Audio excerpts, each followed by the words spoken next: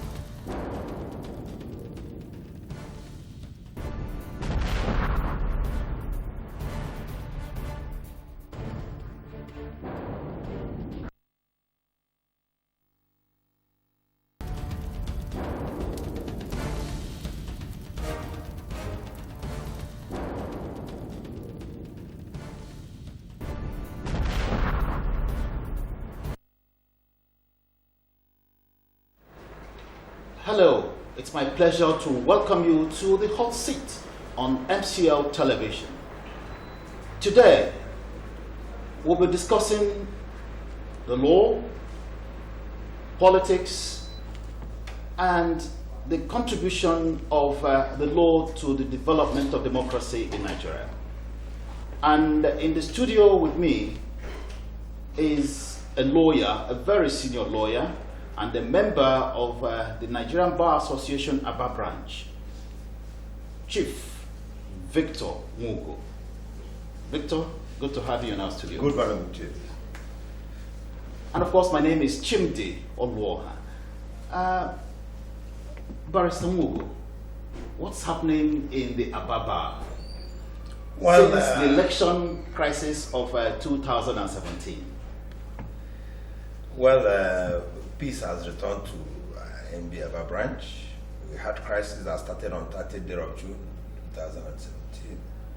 And at the time, the younger elements at the bar, the younger members of MB Aba branch, took it upon themselves because of the frustrations they face appearing before magistrates, foreseeing that there is no more MBA, because MB Aba branch has always been the backbone of the people who had confronted government in their bad policies. So when the magistrate, particularly the magistrate, saw that there is no MBA, all out, behaving the way they felt. So the younger elements these are the people who usually go to these magistrates. So they took it upon themselves to ensure that there is peace.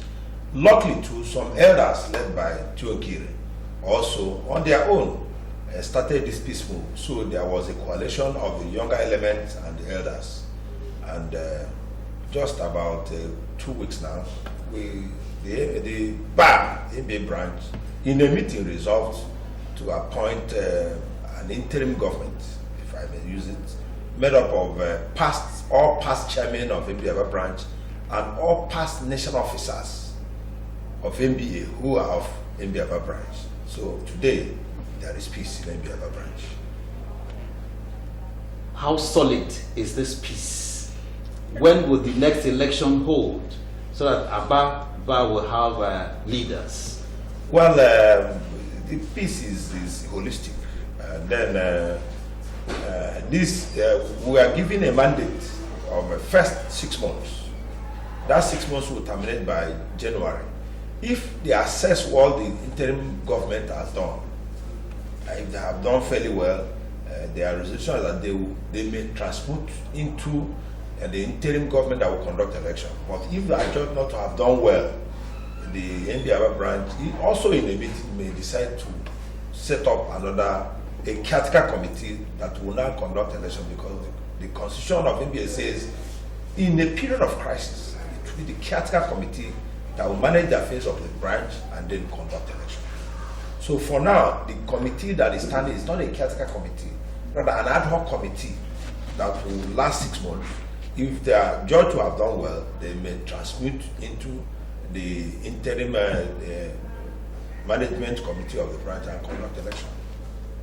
Now, for the benefit of hindsight, what actually led to this crisis? Because many people hold the lawyers in very high esteem and will not really feel very happy when lawyers are seen to be in crisis over an election. I will tell you, for me, I was happy that we went into crisis, and I'm quite happy that we have resolved it. You see, the founders of American democracy were rich farmers. So they sat down and discovered that if you're a rich man, I'm a rich man, and you have power, you can finish the rest of the members of the society. So Americans, the founders of American democracy, decided to put something over above everybody, and that is the law. So what happened is that some people didn't want to implement NBA constitutional bylaw, and some others said, no, we are insisting. So a kind of impunity was introduced. Imagine a situation where a government ran a government for 2 years, in the face of the constitution, refused to give account, which is in an association as big and the beacon of the society as NBA. You run a government of 2 years, you would render accounts.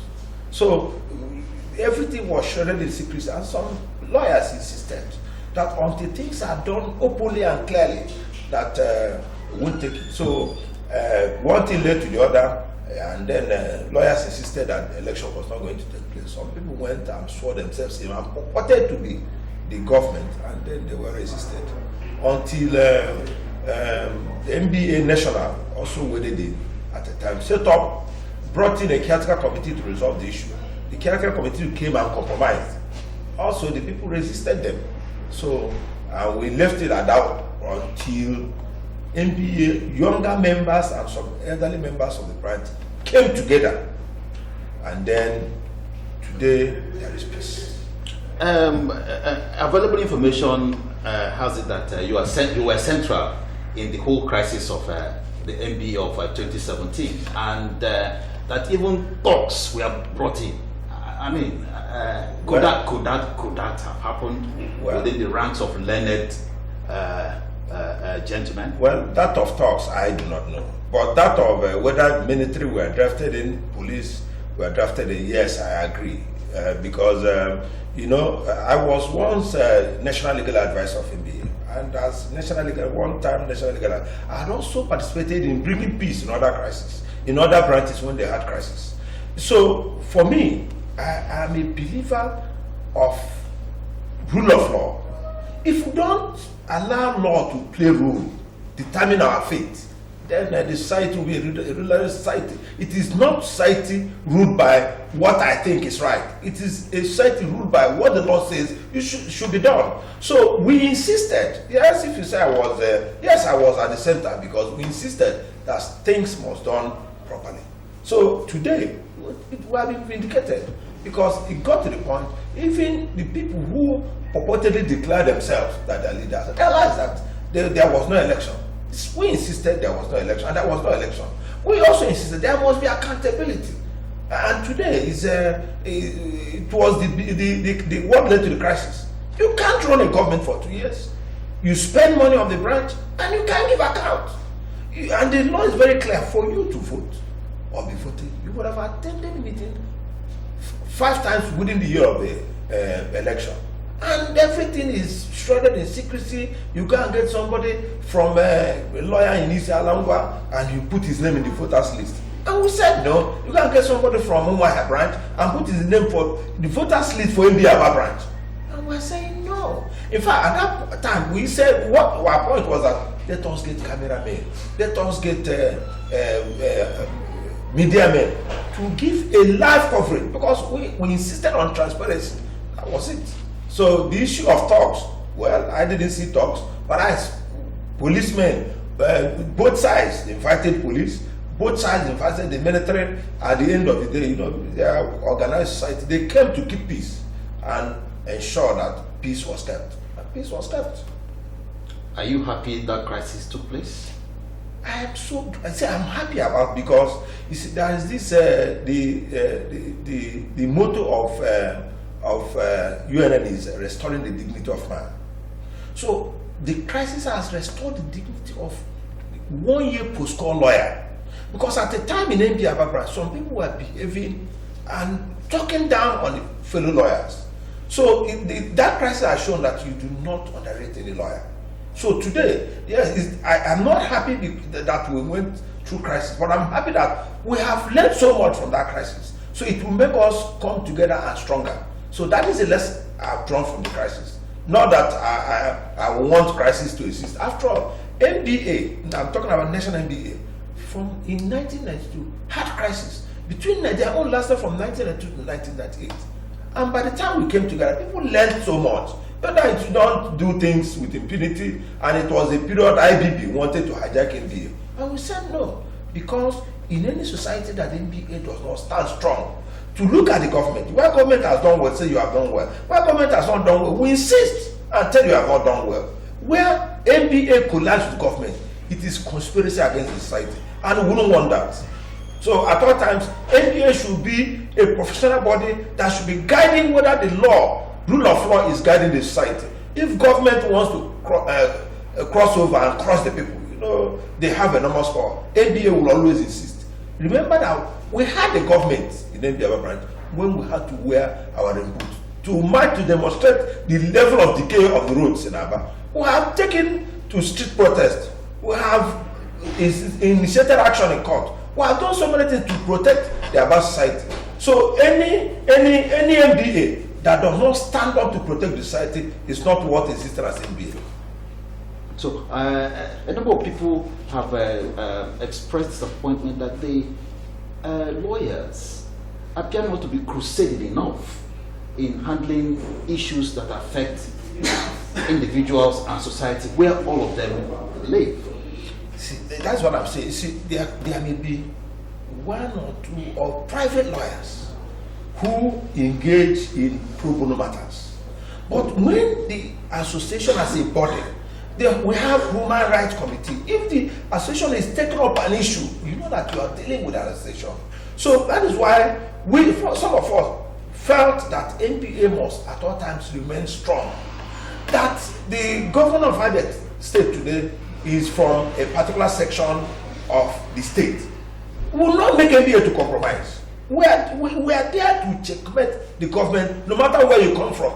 During the time of Ojus Okali, I tell you, at a time in the history of MBA, we had, during our dinner, we had insisted that a particular man who felt he was big, felt he could get scratched. And we said no. In fact, MBA, by our nature, we are reluctant to deal with government in terms of romance or taking money from government. So at all times, we want to remain independent and then protect the society. So for whatever that happened within these 2 years, we apologize, but we're saying the 2 years crisis has made us stronger, and we have learned so much from the crisis. How would you take this comment that lawyers go for the money and not for the matter? Well, lawyers go for the matter. It's not true, but a lawyer needs money. You need money to buy books. You need money to train your children. But there is your primary aim. Primary goal should not be money, but you need money.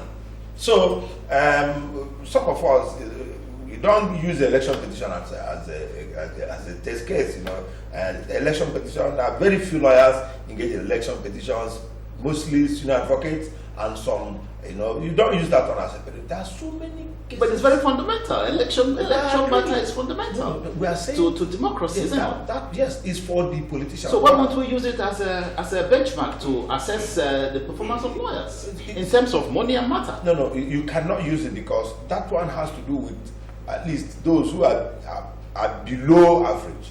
To assess lawyers, you have to talk about lawyers who go for the needy. Let me tell you the story of probably many of us may not know the story of Gani Fahmy and how he decided to be a justice crusader for the society. It was something that happened many years, about 1967, when a certain secretary to the government of Plateau State decided to oppress one casual worker. And in the broad daylight, took his wife from him. And by the time the man protested, the man was in prison. So Gani dedicated his life to fighting that man. Gani eventually was also detained.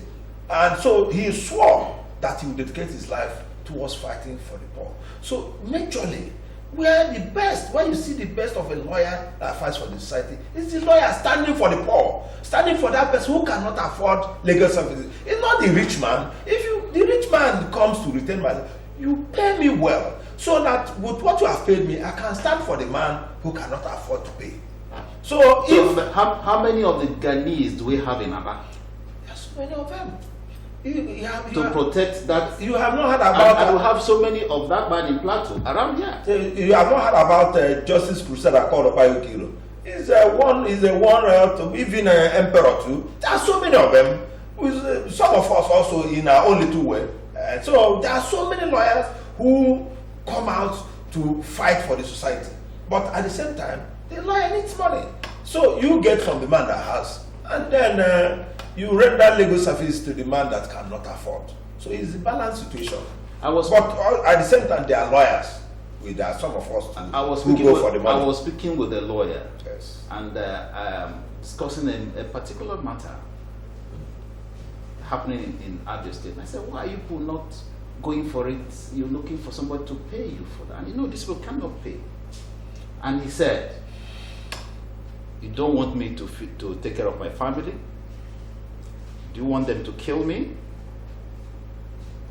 How do you take that? Well, there are legally livered lawyers. There are also lawyers who fight for the society. I'll give you an instance. You know, before, there is this law on infrastructure that government and government agencies are descended on people. But today, a lawyer took it up, fought it. A judge in Abia State gave a judgment declaring the said law null and void. The government, including the chief judge of Abia State, purported to have ignored that judgment. They still went on. The same lawyer took the matter up in the Adra court. The court, of course, didn't agree with the lawyer. The lawyer went to Court of Appeal. Today, the infrastructure law is no longer existing in Abia State. Nobody can come to your door and knock and say he's asking for =1 respectful demanding for infrastructure. It was a lie that did it. When he was fighting it, of course, he faced intimidation, he faced harassment, but he didn't mind. So today, a particular woman called Pamela Nwaugo went to court to challenge government. She was threatened, but she stood firm, and 7 others. Up to today, the other time, to Association of Landlords went to court on this issue, got to Court of Appeal. In fact, by the time they took out their own writ, a judge in Abia State, of course, also gave judgment against the Landlords Association. Ordinarily, they would have been dampened, but they refused. Went to Court of Appeal, and the Court of Appeal lampooned the chief judge that despite the judgment of Pamela Nwaugo that was delivered in 2014, where you were made a party, you still, after that judgment, you didn't appeal against that judgment. You still went ahead and be setting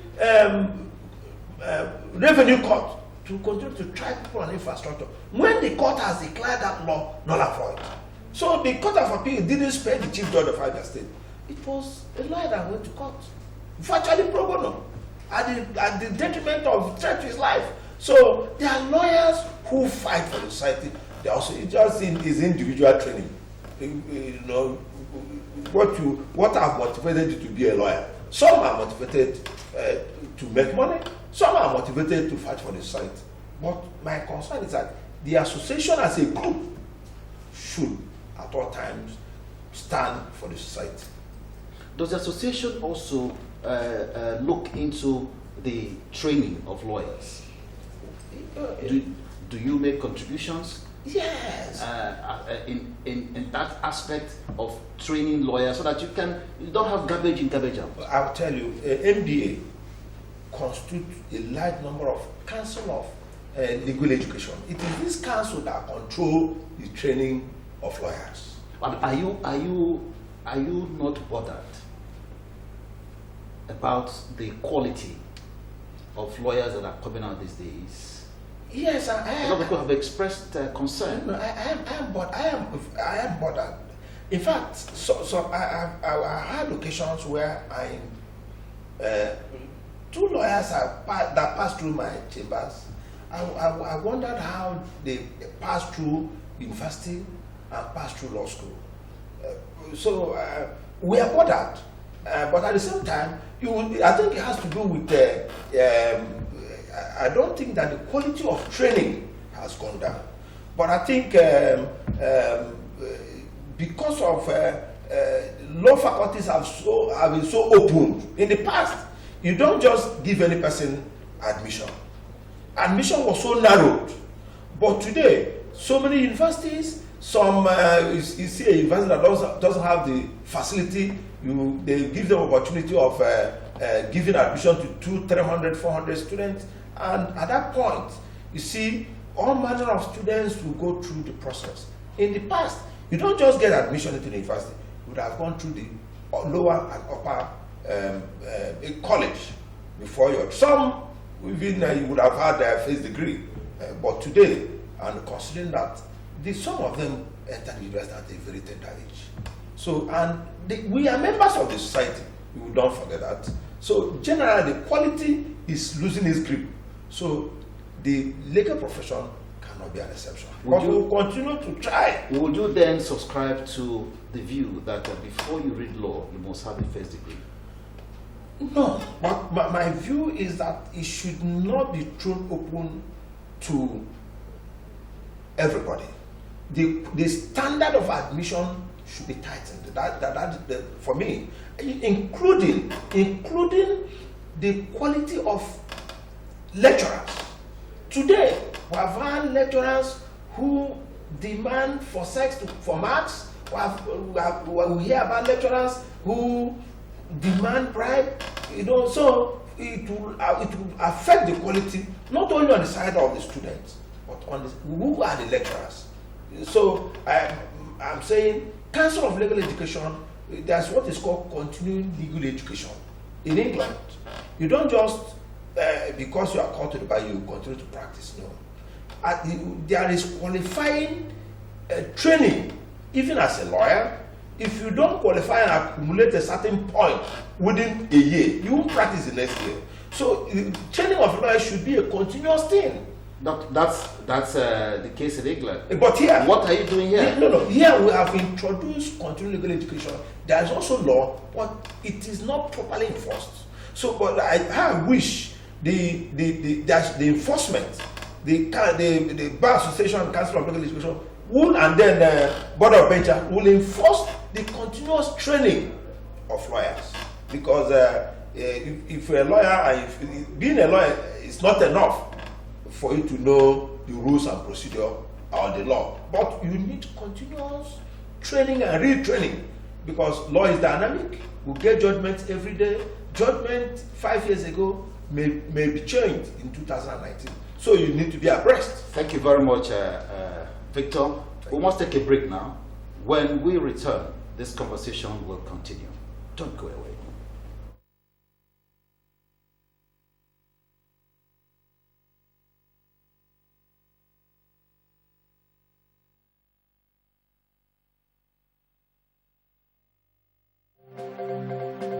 The need to know is curiosity, and the need to inform drives the media. Politics is a way of life. So how politics plays out and its complexities form the issues on Hot Seat. Hot Seat. Politics is laid bare by the gladiators.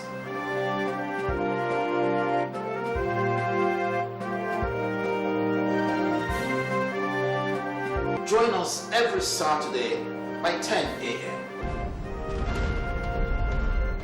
Hot Seat, the political arena for the political gladiators.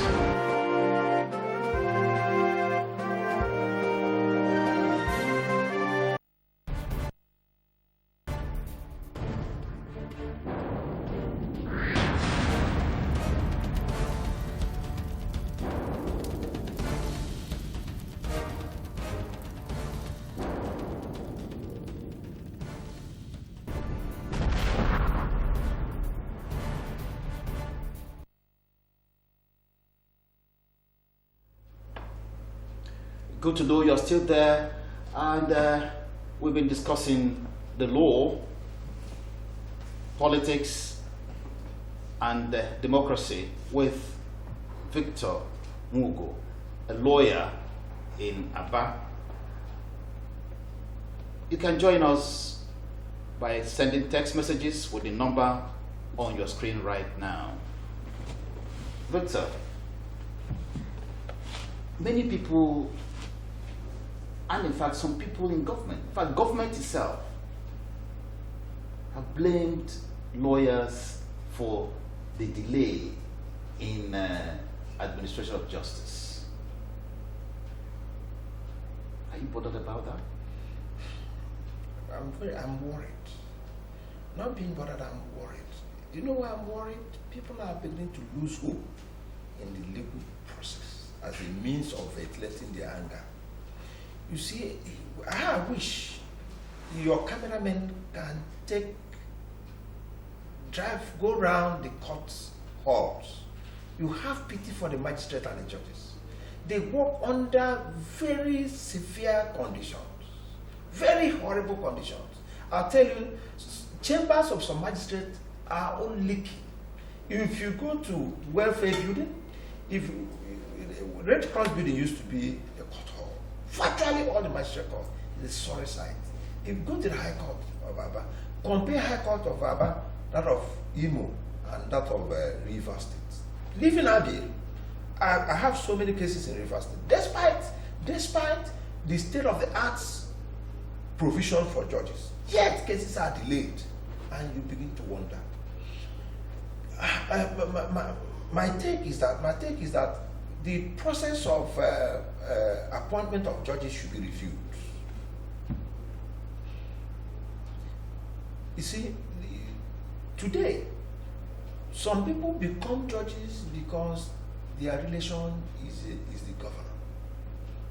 Some people become governors through the ranks of magistracy, a magistrate who you know his character, that doesn't sit when the procedure that you should sit by 9, magistrate sits by 11.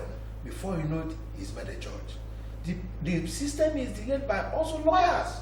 Some lawyers who do not organize their chambers well. A lawyer has a case in Osisioma, has a case in Isialangwa, has a case in Aba. He will write letter on this one and jump over this one and jump over to that one, rather than share the cases amongst the lawyers. So there are many factors contributing to the delay of justice delivery. But I can tell you, higher percentage of the problem is coming from lack of infrastructure.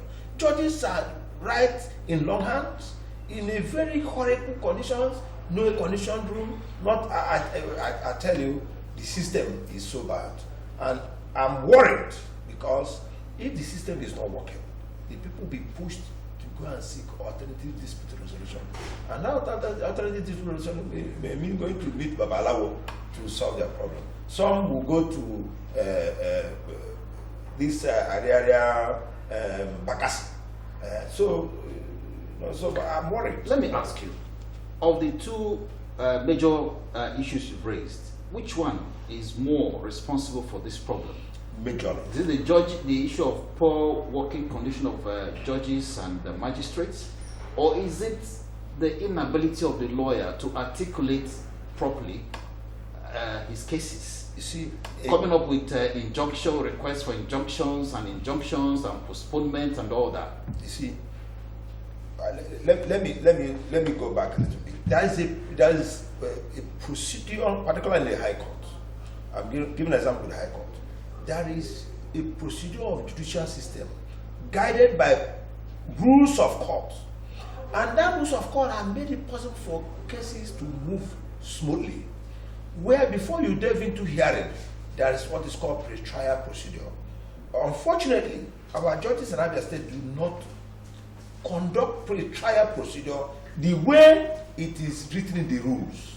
Because if you participate in an election petition, you ask yourself, how come election petition end within 180 days? And yet, ordinary matters, you may go to land matter for 9 years. Because the procedure for pre-trial are well conducted during election petitions. Our judges here do not conduct pre-trial procedure. Pre-trial procedure supposes where all those pre-trial issues, injunctions, and all those emotions are settled. You want to raise, are you raising to objection to the document to be tendered? Those things will be settled within that pre-trial period. And then the court ought to deliver what is called order procedure. That is an order of how long your trial, the length of time allocated to witness, and how many witnesses are you going to call, and all those things. So that if, for instance, I'm allocated 3 minutes or 2 minutes to present one witness, and the adversary is located 3 minutes, the judge should regulate it. If you cannot conduct one witness within 3 minutes, call witness. And so a judge is the master of his court. He should be in charge of his court. And indeed, they are in charge of the court. But I tell you, some judges allow lawyers to come and ramble and waste time and dramatize over things that will take 10 minutes. You see lawyers dramatizing, some to impress their client, some to impress the audience. One matter will be conducted within more than 30 minutes and 1 hour. And when you look at the cost list, the judge has 20, 30 matters to deal with, and one matter is taking 30 minutes. What time will be allocated to the other cases? So, a lot of factors. I've talked about lack of infrastructure, number 1. 2, our judges need, if it's possible, lawyers and judges should go back to retraining on procedure of conducting trial, where we waste so much time in conducting trials when the rules of court has made it possible for us to abridge the procedure of trial. So, because I tell you, these new rules came in when many of us have practiced for more than 10, 15 years. So we are still practicing the old style, even though new rules we now have new rules. A case of old habits. So, but I tell you, I plead with our judges. Let us go back, let us stick to the rules and abridge time, so that I don't see why matters should last more than 3 years, 4 years, and over. Let me ask you, is it possible for a lawyer to tell a client you don't have a good case? Many lawyers do that. You see, because the impression people have is that whoever comes pays his money and you go to court with him, even when he doesn't have a case. No, you see, first and foremost, when you are going to a lawyer's chambers, you pay consultation fee. You brief the lawyer. The lawyer looks at the case and will advise you. So, if the lawyer, some people you advise them, they say, I will tell you, that's what is called case management. I'll give you an instance. If you are owing somebody 200 million, you know you are owing, and you want to pay, but you need a little time to pay that money. You have tried to negotiate when the man is insisting. So that's what is called case management. You see, by the time you adopt case management, your client would have adjusted to raise the money to pay. So some matters go to court not because the lawyer wants it to go to court, but the litigant is insisting that he wants the matter to go to court. Some matters go to court out of ego. It is not about, and again, if ordinarily, remember the case of Chibika Amechi, how he became governor. Many lawyers would have said, when there's nothing we can do here, but you know, you can throw a net. You can throw a net, and before you know it, something would have come out of it. It's not you look at the matter. If it is useless, it is useless. If it's hopeless, you also advise your client that this case is hopeless. However, if you insist, you accept it's morally wrong. If it's morally wrong, I will take it. But if it is not morally wrong, after there are loopholes. So if I'm owing you for the past 12 years and you have not made a demand after 12 years, yes, I'm owing you. But if you go to court, you lose because there is statute of limitation, and when you should go to court if I'm owing you. So there are so many defenses available to a litigant. So the lawyer may catch in on that defense and may succeed. Even when justice may not have been done. Well, it depends on, you see, if you are talking about justice, justice for the man who is vigilant. If you are not vigilant, I won't talk about justice. So there is limitation law. If you know you have a right, that right does not last forever. If you have a piece of land and somebody is building on it, you keep quiet. Someone develops it, lives there for 10, 15 years, you wake up one day and say this is your land. The law will not be on your side because the law hates the vigilant. So there are loopholes and there are defenses. Now, are you satisfied with the lawyers in Nigeria in terms of the promotion of democracy? I can tell you, without lawyers, we would be existing in the military era. Because by going to court to challenge some of these anti-democratic practices by government. Are you satisfied that doing enough? Are they really doing enough? Considering our society. You see, when you consider your society, you have to weigh whether the lawyers have fairly done well or have not.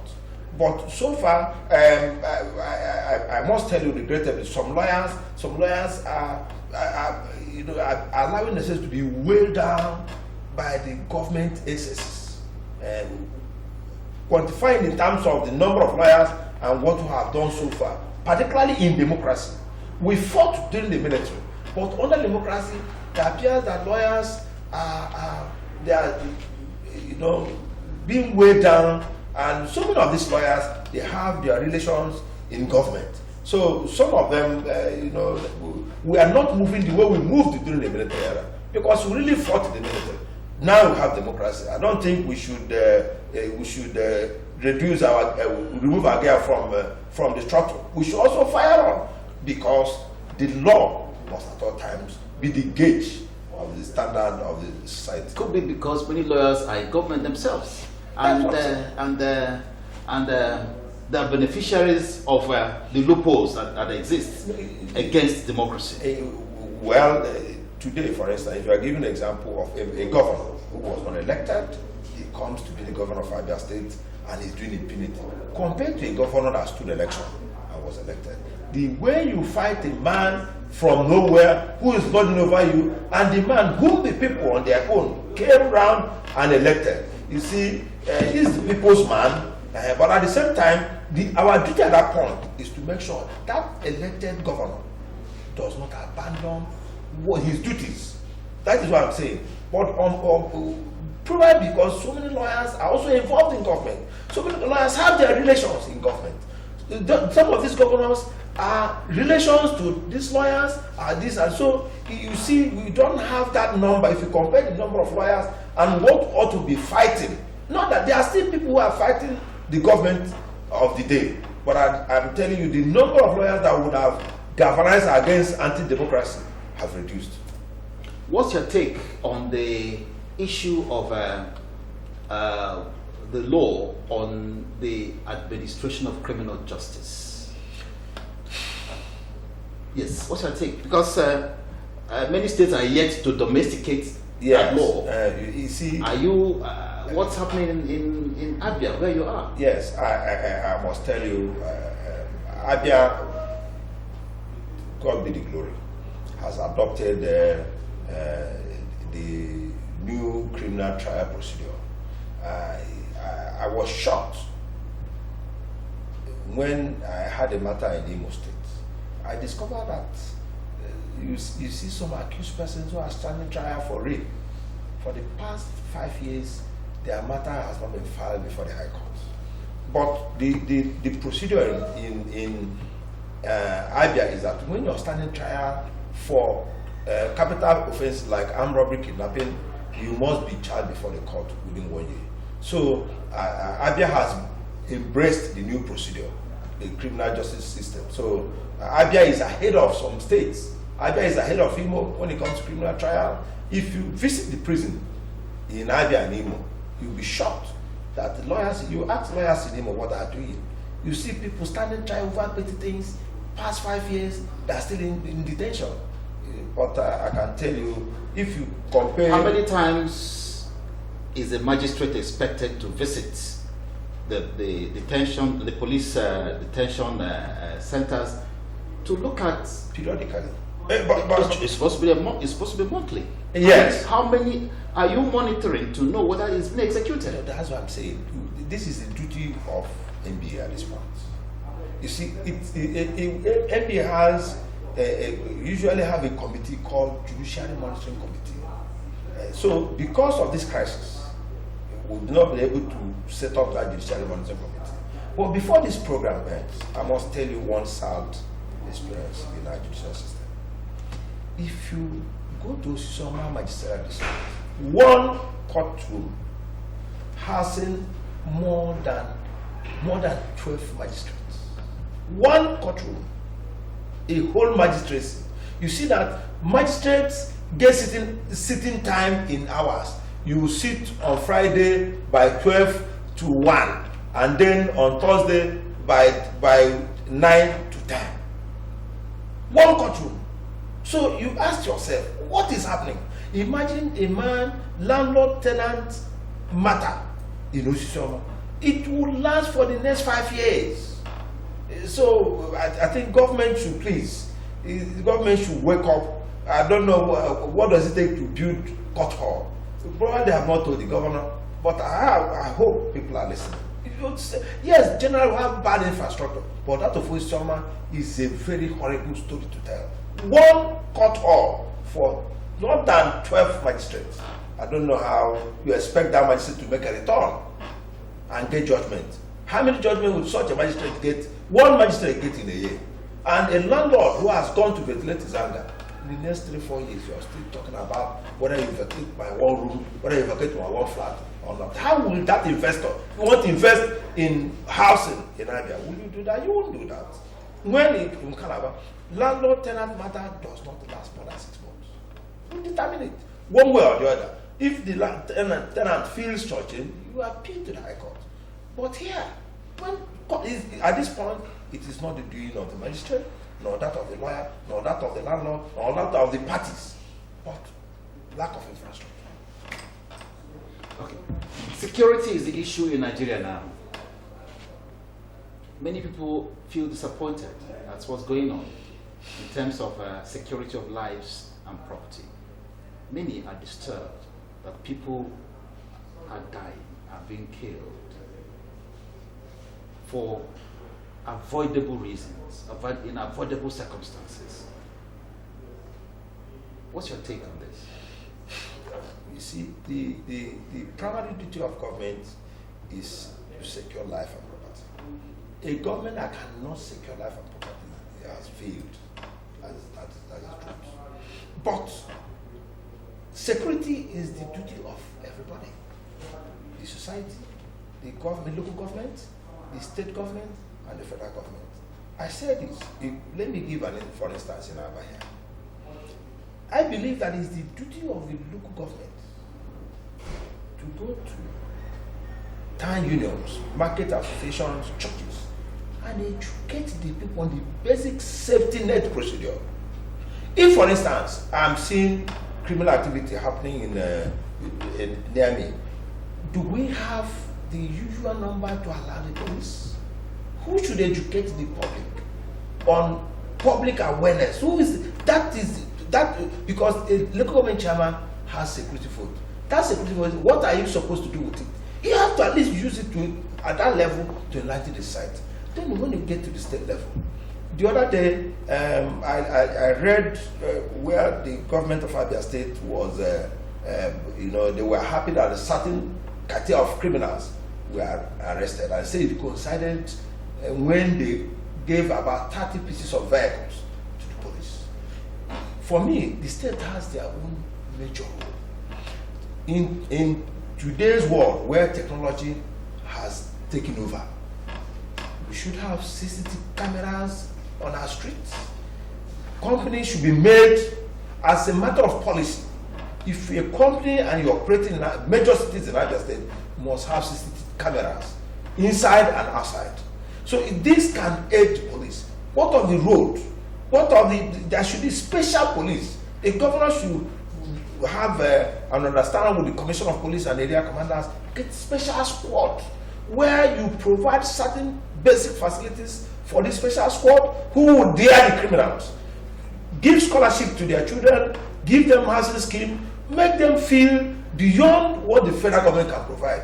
Give them a sense of belonging. You see them go out, you know that if you die in the process, your family will be taken care of. So, and then federal government should enhance the pay package, provide, there is need for the security personnel to be more encouraged. So I look at it as a failure from the people to the federal government. So I will not single out federal government alone. Yes, federal government is in charge of arms, ammunition, police, army, but a governor is the chief security officer of his state. A local government chairman is the chief security officer of his local government. You have to play your own part and then educate the society so that the society, if you see something, you say something. Yes, what we are seeing now is the controversy over Ruga. Yes. What is the legal implication of this Ruga issue? See, what I will say here, many people will say, get this man and let us throw him, kill him like the way Stephen was killed. My position is that we are in a hurry to condemn Ruga. I see the governors of Imo, governors of Southeast rushing to the press saying there is no provision for Ruga. For me, they are playing to the gallery. Have to go and study what is Ruga. If you study it and you see the benefits, no law says if you provide land for cattle settlement that you must allocate it to Fulani people. Who said so?